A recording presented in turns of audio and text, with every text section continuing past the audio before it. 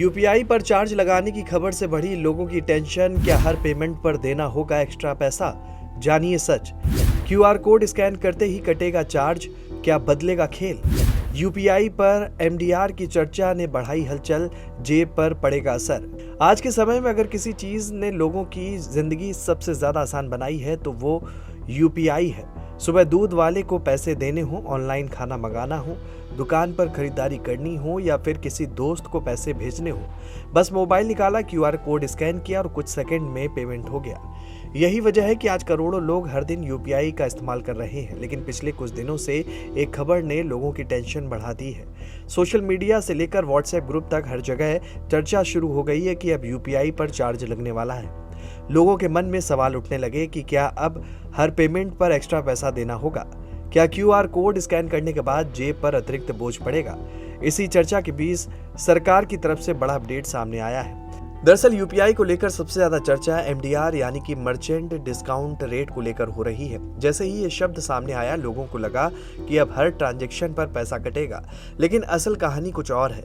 सरकार ने साफ कर दिया है कि आम लोगों द्वारा किए जाने वाले रोजमर्रा की यूपीआई ट्रांजैक्शन पर कोई अलग चार्ज लगाने का फैसला नहीं किया गया है। यानी अगर आप अपने दोस्त को पैसे भेजते हैं, किसी दुकान पर पेमेंट करते हैं या सामान्य लेन देन करते हैं तो फिलहाल आपको अतिरिक्त शुल्क देने की जरूरत नहीं है। और यही वजह है कि सरकार की सफाई के बाद करोड़ों यूजर्स ने राहत की सांस ली है। अब सवाल उठता है कि आखिर एमडीआर क्या है? मर्चेंट डिस्काउंट रेट, दुकानदार के पेमेंट पर लगने वाला संभावित शुल्क।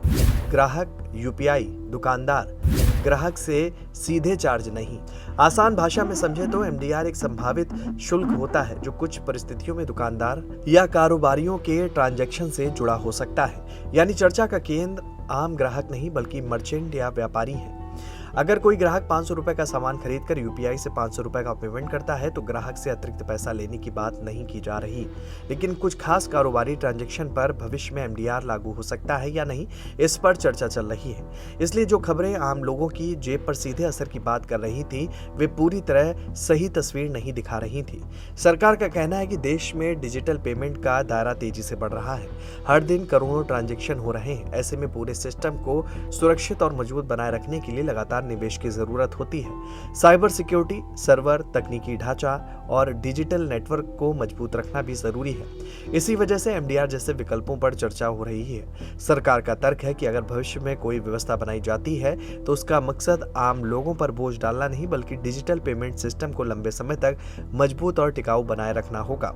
सबसे अहम बात यह है कि अभी कोई अंतिम फैसला लागू नहीं हुआ है। सरकार के मुताबिक आगे की प्रक्रिया में एनपीसीआई की अध्यक्षता वाली समिति इस पूरे मामले पर विचार करेगी। वही तय करेगी कि एमडीआर लागू करना है या नहीं।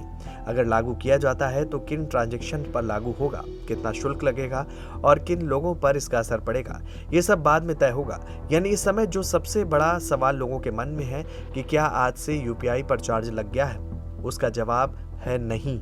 फिलहाल ऐसा कोई बदलाव आम यूजर्स के लिए लागू नहीं हुआ है। और यही वजह है कि अब अगली बार आप किसी दुकान पर क्यूआर कोड स्कैन करें या अपने किसी परिचित को यूपीआई से पैसे भेजें तो घबराने की जरूरत नहीं है। अभी आपकी रोजमर्रा की डिजिटल पेमेंट पहले की तरह ही चलती रहेगी। हाँ, आने वाले समय में कारोबारियों और बड़े डिजिटल ट्रांजैक्शन को लेकर क्या नियम बनते हैं, इस पर जरूर नजर रहेगी। लेकिन फिलहाल सरकार का संदेश बिल्कुल साफ है कि आम यूपीआई यूजर के लिए कोई अतिरिक्त बोझ नहीं डाला गया है। इसलिए सोशल मीडिया पर चल रही हर खबर पर भरोसा करने से पहले पूरी जानकारी जरूर जांच लें, क्योंकि यूपीआई फिलहाल उसी तरह का काम कर रहा है जैसे अब तक करता आया है। Desk report, GMD news.